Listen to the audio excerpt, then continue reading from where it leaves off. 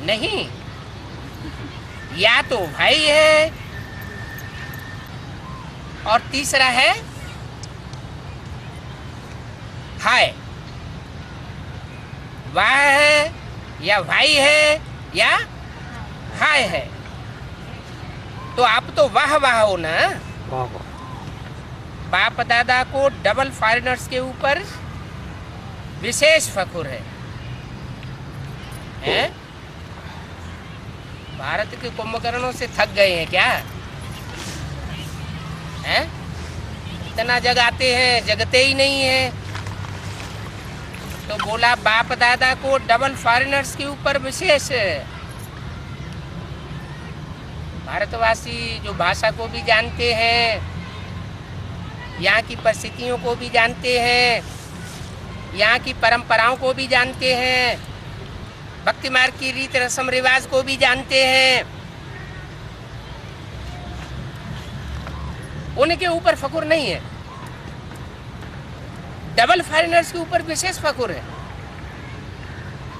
क्यों? भारतवासियों ने तो बाप को भारत में बुला लिया। भारतवासियों की विशेषता क्या की? फॉरेन वालों ने फॉरेन में नहीं बुला पाया, लेकिन भारतवासियों ने भारत में बाप को बुला लिया। लेकिन डबल फॉरेनर्स के ऊपर फख्र इसलिए है कि डबल फॉरेनर्स ने बाप दादा को अपने सच्चाई के प्यार के बंधन में बांधा है।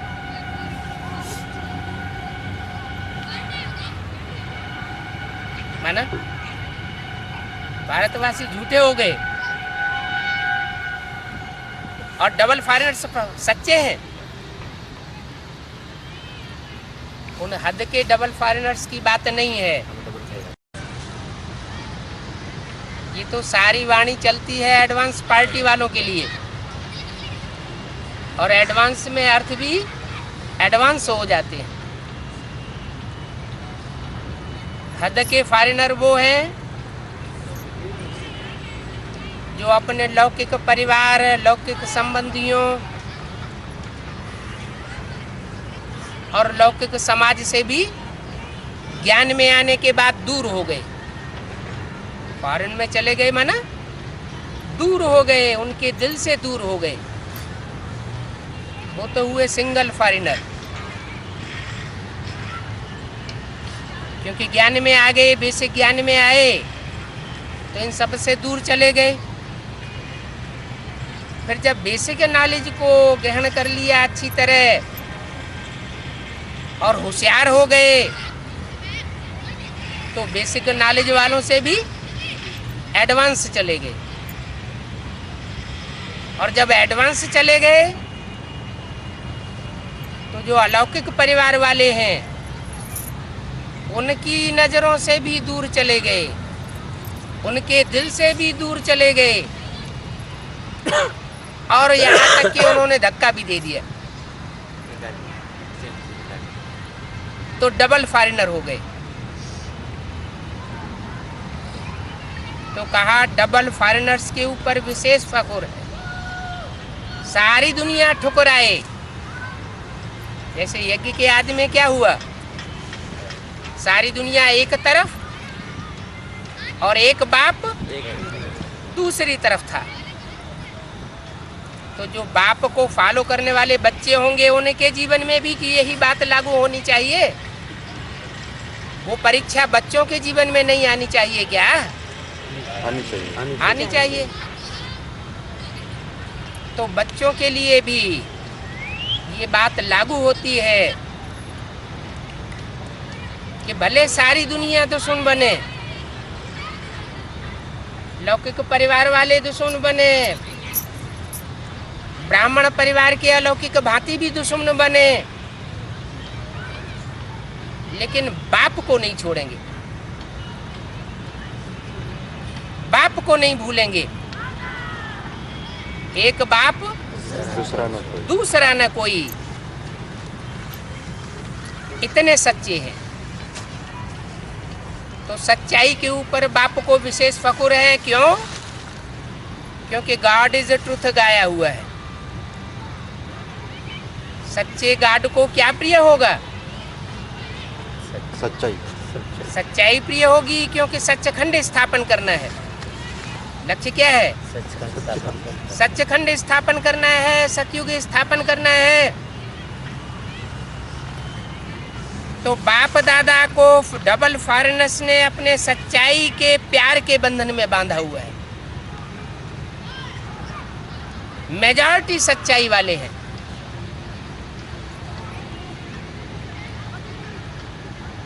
कोई कोई छिपाते भी हैं, लेकिन मेजॉरिटी अपनी कमजोरी सच्चाई से बाप के आगे रख देते हैं। तो बाप को सबसे बढ़िया चीज लगती है सच्चाई। इसलिए भक्ति में भी कहते हैं गॉड इज ट्रुथ। सबसे प्यारी चीज सच्चाई है, क्योंकि जिसमें सच्चाई होती है उसमें सफाई भी रहती है। इस बात की सफाई रहती है,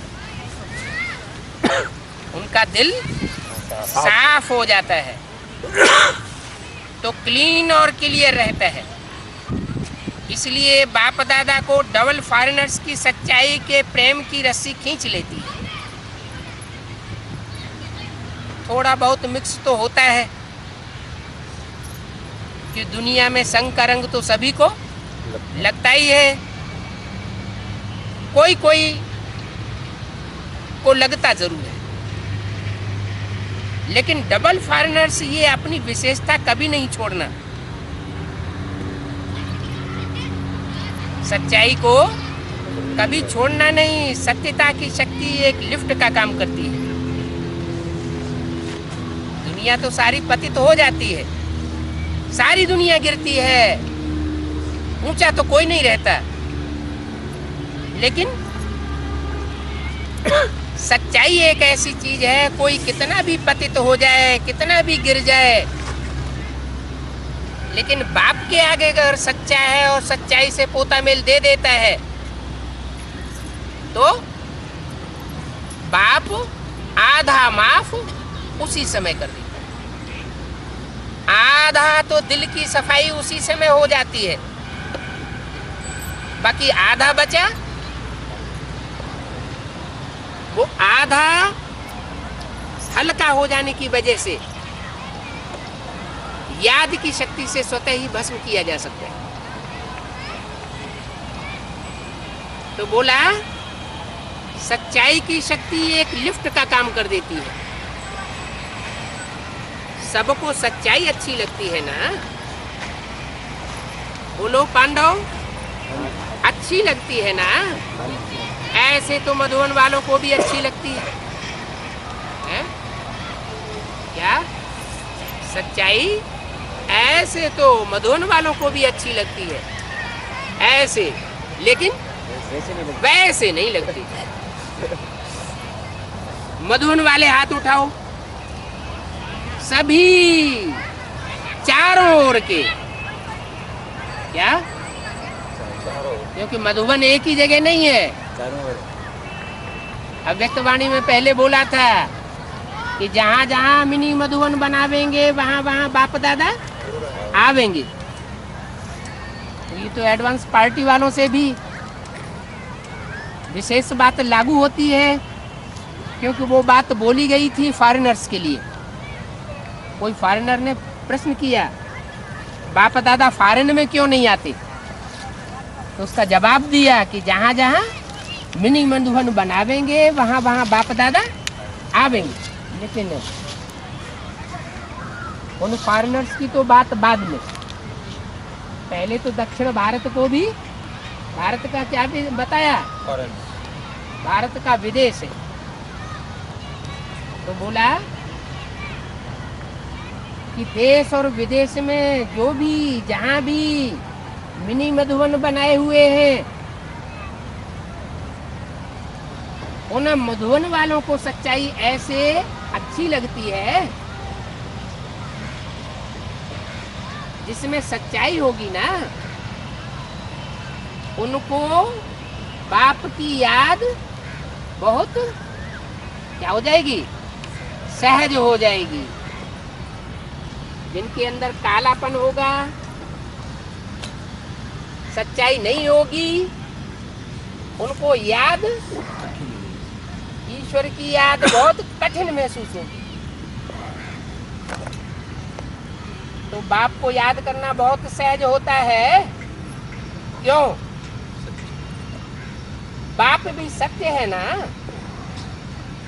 तो सत्य, बाप की याद जो सत्य है उसको जल्दी आती। बाप की याद करने वाले को मेहनत महसूस नहीं होगी अगर सच्चाई होगी। अगर अभी भी याद में मेहनत लगती है तो समझो कोई न कोई सूक्ष्म संकल्प मात्र, स्वप्न मात्र, कोई न कोई प्रकार से सच्चाई कम है।